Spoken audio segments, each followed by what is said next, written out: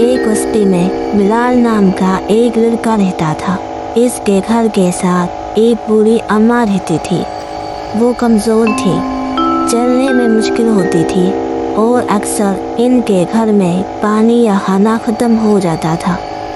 ایک دن سخت گرمی میں بلال نے دیکھا کہ اماں باہر کھڑی ہے اور پریشان لگ رہی ہے۔ بلال نے فوراً جا کر پوچھا، اماں جی سب خیریت؟ اماں نے آہ بھری، بیٹا میرا پانی ختم ہو گیا اور میں بیمار ہوں، مجھے پیاس لگی ہے۔ بلال فوراً گھر گیا، ٹھنڈا پانی بھرا، ساتھ کھجوریں بھی رکھی اور اماں کے گھر پہنچا۔ اماں کی آنکھوں میں خوشی کے آنسو آ گئے۔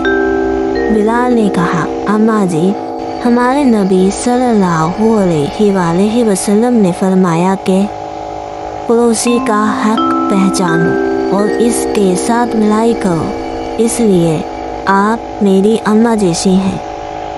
اس دن کے بعد بلال روزانہ اماں کے گھر جا کر پوچھتا، آپ کو چاہیے؟ پوری بستی میں بلال کی مثالیں دی جانے لگی کہ وہ نبی صلی اللہ علیہ وسلم پر چل کر اپنے پڑوسیوں کے حقوق ادا کرتا ہے۔